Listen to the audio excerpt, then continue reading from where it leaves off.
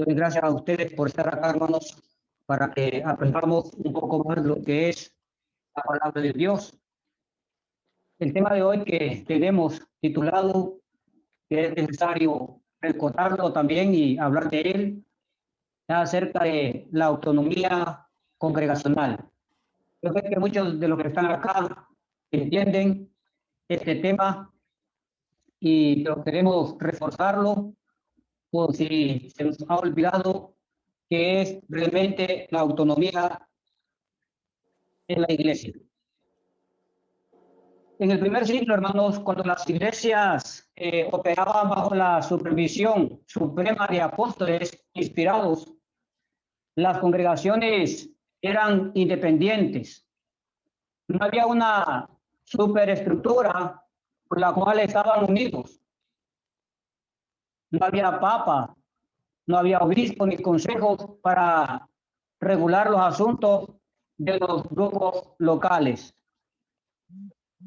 Fue un abandono de este modelo el que finalmente dio lugar a jerarquía del sistema católico romano y con todo su dominio tirano.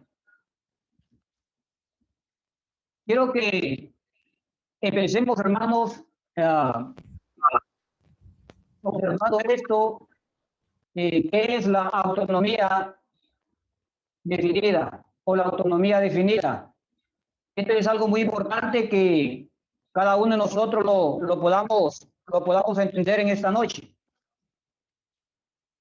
Primeramente es un aspecto del gobierno de la Iglesia del Nuevo Testamento. Es el concepto conocido como autonomía congregacional. El término autonomía deriva de dos raíces. Autos significa por sí mismo. La segunda sílaba es la palabra griega nomos, que denota ley o regla. La palabra sugiere así la idea de un gobierno propio, es decir, la iglesia local se gobierna por sí misma. Cada iglesia local, en cierto sentido, debe ser autónoma. Claro, no bastan predicadores y líderes maestros que se oponen abiertamente a esta independencia de una autonomía congregacional. El asunto no es que si conviene o no la autonomía congregacional, sino que si es un elemento integral y necesario de la organización establecida por Dios para iglesias locales.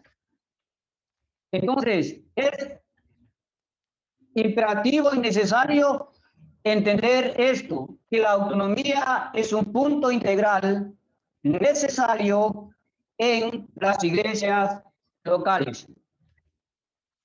Segundo, la congregación local según la autonomía. Esto es muy importante. Primeramente, la autonomía congregacional la podemos entender cuando es autosuficiente. Es decir, la iglesia local es autosuficiente. Por ejemplo, en su organización, sabemos bien abiertamente, según la Escritura, que la gobiernan ancianos, también llamados obispos, pastores, presbíteros, según Hechos, capítulo 14, versículo 23, capítulo 15, versículo 2, capítulo 21 y versículo 18, y también Tito 1, versículo 5 al 10. Y la sirven diáconos, según Filipenses capítulo 1, versículo 1. Y claro, y no habiendo varones que llenen los requisitos para el obispado, según 1 Timoteo capítulo 3, versículo 1 y 8, y Tito 1, 5 al 10, entonces es gobernada por miembros experimentados que se dedican al servicio de los santos, conocidos por nosotros líderes. Es por eso que esto nos enseña la autonomía, que una iglesia congregacional es autosuficiente en su organización. También es autosuficiente en la edificación de su propia membresía. es decir, en su capacidad y habilidad de impartir a todos sus miembros todo el consejo de Dios, instruyendo, edificando y motivando ampliamente según la Biblia. 3. Es autosuficiente en su poder de disciplinar a sí mismo. Es decir, que la iglesia local tiene el poder de disciplinar a cualquier miembro según la palabra de Dios. Ella debe corregir, reprender y poner disciplina a cualquier miembro que ande desordenadamente. Es el caso que encontramos en 1 Corintios capítulo 5, versículo 2, donde dice: y vosotros estáis evanecidos, ¿no debieras más bien haberos lamentado para que fuese quitado de en medio de vosotros el que cometió tal acción? Entonces, de expulsar de su seno a cualquier inmoral, divisionista, obstinado que persistiera en su pecado pese a todas las medidas bíblicas que se han tomado para ayudarlo y enderezar su andar, entonces ella es capaz, la iglesia local es capaz de imponer orden en el culto y asegurar que toda la actividad de la congregación sea simplemente con seriedad, sin confusión y sin desatino. O sea, la iglesia tiene que llevar a cabo esa parte de autonomía para poder disciplinar a cualquier miembro que se encuentre desordenadamente. También es su capacidad de evangelizar eficazmente. La autonomía congregacional también nos enseña que la iglesia engendra a través de la palabra enseñada correctamente a los nuevos cristianos, que se mantengan vigentes y trabajando en la congregación. Es decir, la iglesia está capacitada para evangelizar eficazmente. Siguiente. En una autonomía congregacional, esta congregación está acoplada, armoniosa y bíblicamente a las demás congregaciones fieles. Esto es muy importante. Esto es muy importante que entendamos. Esta congregación que tiene su autonomía bíblicamente está en comunión con sus iglesias, con las iglesias hermanas alrededor. Esta iglesia local no está en competencia contraproducente con ellas, ni es celosa de ellas, tampoco habla en forma de migrante de ellas, no busca peleas con ellas, porque está armónicamente acoplada a esa autonomía que la Escritura enseña. Al contrario, las estimula por medio de cooperar con ella bíblicamente, cuando solicitan su apoyo para distintas actividades, por ejemplo, campañas evangelísticas, construcciones de locales y otros eventos. También otra parte que me enseña la autonomía de una iglesia local es que no funciona bajo la supervisión o el dominio de alguna iglesia madre. Es por eso que las iglesias tienen su autonomía, no dependen de una iglesia matriz, no dependen de una iglesia. Entonces, investigando las congregaciones que aparecen en el Nuevo Testamento, observamos que ninguna se somete como iglesia hija o una iglesia matriz. Tampoco que congregaciones se sometan a un solo varón, como si fuera cabeza de las iglesias, o un conjunto de varones, como si fuera directiva que supervisa a todas las congregaciones. Esto es lo importante, interesante, la autonomía de la iglesia local. Número 3. La mal invocada autonomía absoluta. Esto es muy importante también que lo entendamos. Muchas veces caemos en esa mala idea, en lo que es la autonomía absoluta. Hay congregaciones que lamentablemente se cierran en una burbuja ahí solamente y empiezan a abusar de lo que es la autonomía que la Escritura enseña. Otras usan la autonomía congregacional como un escudo para comenzar a hacer y cometer errores fuera de lo que es bíblico. Algunos predicadores y algunos líderes en la hermandad apelan enseguida a la autonomía cuando su testimonio y enseñanza o proceder son cuestionados. O sea, ahí está el asunto. Que cuando algunos miran caciquismo en la iglesia local, y realmente se está llevando esto a cabo en una iglesia local, y hay dictadores, hay jefes, hay mandones, y hay amos y dueños. Entonces, cuando estos líderes, estos predicadores, se sienten amenazados, ¿verdad? Se sienten amenazados por los buenos hermanos, por los buenos predicadores. Entonces ellos apelan a esto. No, somos autónomos. Y ustedes no pueden decir nada y no pueden meterse, aunque estén navegando. Aunque estén navegando para ir a un abismo. Su empeño es mandar a su antojo. Cuando hay predicadores y líderes en una iglesia local y se escudan en la autonomía absoluta y se sienten hasta con ira, y si bien no con cierta violencia a cualquier evaluación de su conducta u obra hecha por otros ancianos, maestros o evangelistas. Tenemos el caso de Diótrefes, amados hermanos. Es el ejemplo clásico de este tipo de verdaderos caciques espirituales. Al respecto, el apóstol Juan escribe lo siguiente. En 3 Juan 9:10, le escribió una carta a la iglesia, pero Diótrefes no acepta lo que decimos. Él siempre quiere ser el que manda. Por eso cuando yo vaya, le llamaré la atención por todo el mal que hace. Él dice mentiras contra mí y no recibe a nuestros hermanos. Tampoco deja que otros los ayuden, sino que expulsa de la iglesia a los que quieren ayudarlos.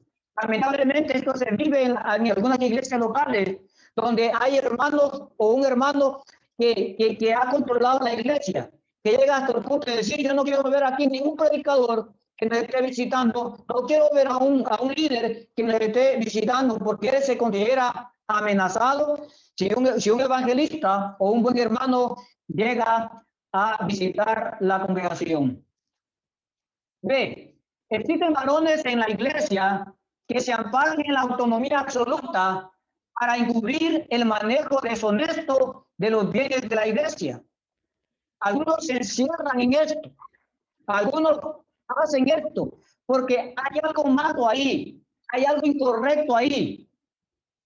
Por ejemplo, administradores que pretenden disponer de la ofrenda de la congregación sin tener que rendir cuenta a nadie.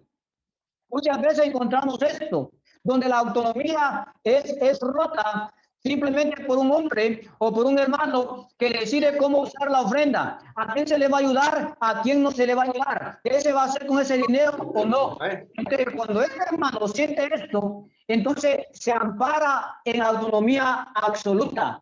No falta quienes se valen de ellas sin el conocimiento o el consentimiento de la congregación para cubrir gastos hasta personales, ¿verdad? Hasta personales.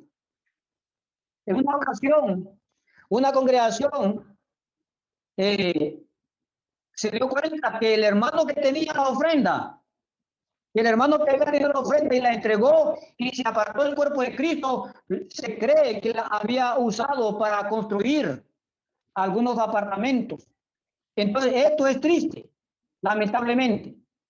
Líderes que se adueñan de las propiedades, muchas veces de la iglesia, terrenos locales, con la intención de controlarlas a su manera y manipular a la iglesia.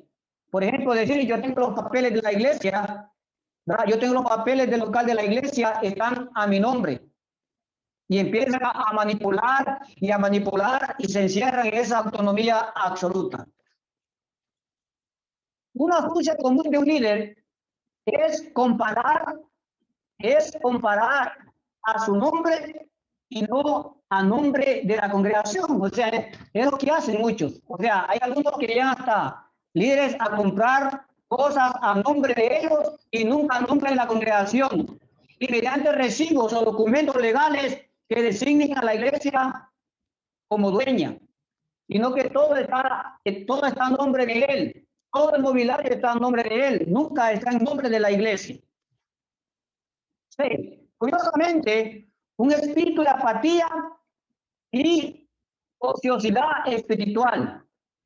Algunos encierran en esa autonomía absoluta para vivir una vida de apatía. Esto motiva a algunos hermanos y congregaciones a esconderse tras la cortina opaca de la autonomía absoluta. Dicen efectivamente, no nos molesten, no queremos ningún contacto con ustedes, con ninguna otra congregación, déjenos quietos. No es totalmente autónoma cada congregación, pues así es la nuestra. Así que no se metan en los asuntos de nosotros, aunque eso está mal antibíblicamente. Hermanos, no estamos dispuestos a escuchar sugerencias. Esta persona, estos hermanos no están dispuestos a escuchar sugerencias o censura. No queremos que se nos acerquen. Yo recuerdo una ocasión cuando tuvimos un problema aquí en Honduras y en El Salvador con un hermano que estaba enseñando una falsa doctrina. Y yo recuerdo que algunos hermanos me contaron, como el hermano, voy a decir el nombre, el hermano Tommy, no sé si el hermano José Manuel, que querían hablar con esta congregación para exponer el asunto de este hermano de que él andaba enseñando esa doctrina. Entonces esta iglesia se cerró y dijo, no queremos explicaciones absolutamente de ustedes nada. Es decir, queremos lo que el hermano dice, ¿verdad? Y no queremos que él está predicando una doctrina falsa. Entonces muchas iglesias se cierran en esa autonomía absoluta para hacer lo que ellos desean. Entonces, tienden a desarrollar esta mentalidad, particularmente congregaciones pequeñas, formadas principalmente de familiares. Este es todo el asunto, hermanos, que encontramos ahí muchas veces. Que hay iglesias donde lamentablemente no predomina el liderazgo, sino que una pequeña familia está manipulando la situación. Y creo que esto no es sabio, esto no es correcto. Conforme con su círculo pequeño, se abstienen de asociarse de forma alguna con otras congregaciones, para no ser censuradas. Número 4. La iglesia es como una figura de un castillo. La iglesia es como una figura, amados hermanos, de un castillo. Usted puede ver ahí ese castillo con un puente extendido. Vamos a ver, a llegar a explicar este asunto. Vea usted ahí, la iglesia entonces, tal cual castillo espiritual, es protegida por un puente levadizo llamado autonomía. Dejar accesible el puente cuando se sabe que el enemigo viene a todo galope, sería actuar neciamente. Desgraciadamente, nos encontramos con este problema que existe en nuestra hermanada, congregaciones cuyos líderes nunca levantan el puente de autonomía. Siempre lo dejan abierto y lo juzgan tanto malos como buenos, entrando sin impedimento en la preciosa congregación para destrozarla y hacerla pedazos. Líderes de esta naturaleza demuestran grande irresponsabilidad e insensatez frente a fuerzas malévolas amenazantes que merodean alrededor del castillo a su cargo. Imperdonable indiferencia en lo concerniente a la seguridad espiritual de sus habitantes, o sea, los cristianos de la iglesia local, por quienes ciertamente han de dar cuenta. En Hebreos capítulo 13, versículo 17, encontramos, hermanos, Háganles caso a los líderes y respeten su autoridad, porque ellos son responsables de ustedes y por eso siempre están pendientes de protegerlos. Háganles caso para que ellos realicen su trabajo con alegría y de buena gana. Ustedes no sacan nada con hacerle la vida difícil a ellos. Entonces, los líderes están encargados de cuidar la iglesia,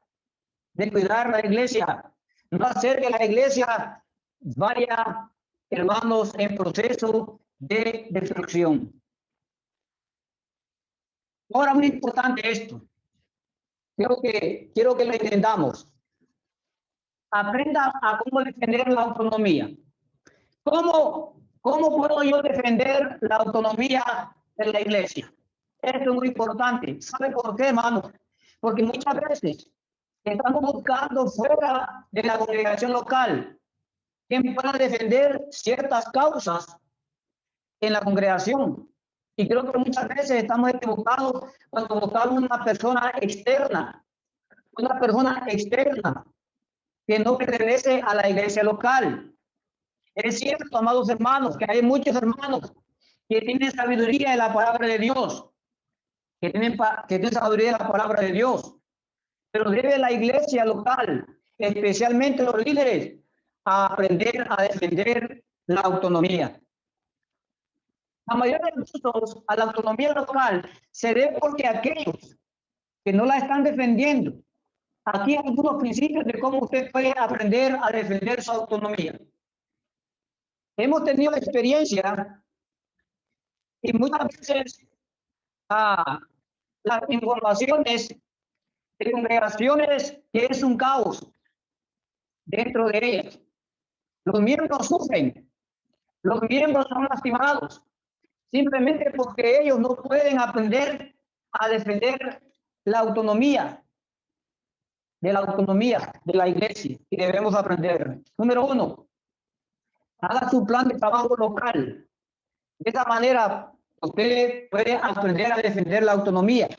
Cada congregación debería sentarse cada final de año o principio para establecer un plan de trabajo que van a seguir para el año entrante. Esto de verdad es sumamente importante, ya que le da dirección a la congregación de dónde viene y para dónde va. Esta es parte, cuando aprendemos eso y trabajamos juntos, aprendemos a defender lo que es la autonomía local. También, trabaje mano a mano con el predicador local.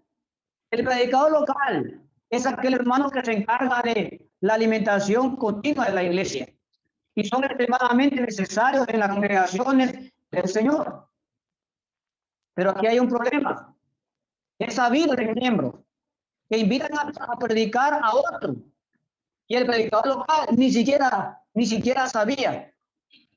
O también decisiones que se toman y el último en enterarse es el predicador local. ¿No creen, amados hermanos, que con esta forma usted está también violando la autonomía cuando hace esto? De esta manera, entonces, para defender la autonomía bíblica, la iglesia necesita aprender a trabajar mano a mano con su predicador local. Debe la iglesia aprender a trabajar junto con su predicador local.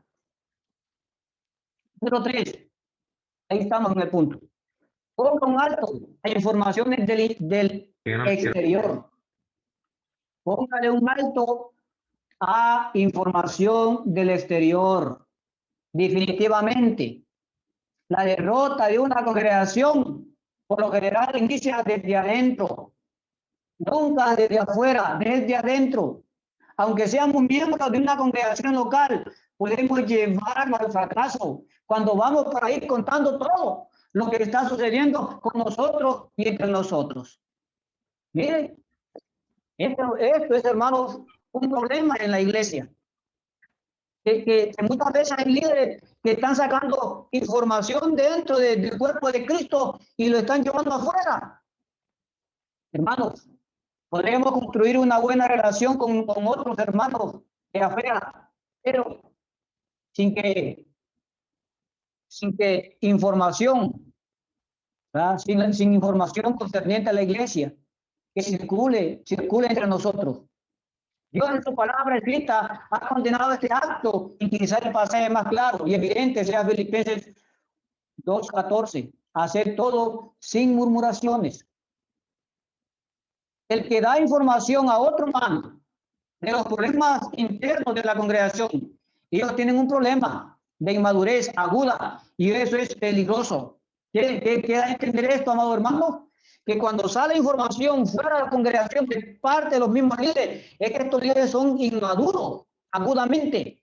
No pueden resolver un problema. Entonces, hermano, esta es una solución para aprender a defender la autonomía. Es como, por ejemplo, es como que un matrimonio. ¿Cómo cree usted que viera la esposa si el esposo está dando información de ella a otros hermanos o a otro matrimonio? Diciéndole que ella aquí, que ella allá, que mire hermano, que yo no puedo vivir con ella, solo paso peleando y todo, no me atiende. ¿Cómo cree usted que reaccionaría su esposa? ¿O cómo cree usted que reaccionaría usted si su esposa lo llevase a usted de boca en boca? Es lo mismo. Debemos aprender a solucionar los problemas dentro de la congregación localmente. Número 4. Otra forma de defender la autonomía, responda con Biblia. Esta es la solución a todos los problemas de la iglesia. ¿Qué dice la Biblia acerca de esto, acerca de lo otro y acerca de lo aquello? Esa pregunta frena cualquier avance del diablo. Y en este contexto, como defensa nuestra a la autonomía de la iglesia. Algunos hermanos tienen problemas graves con estas aseveraciones, tales como esa gente todo lo arregla con Biblia, ¿sabe? Son estímulos para los oídos de aquellos que aman la verdad, sabiendo de que hay varones, líderes, hermanos que arreglan todas las cosas con la Biblia, con la palabra de Dios.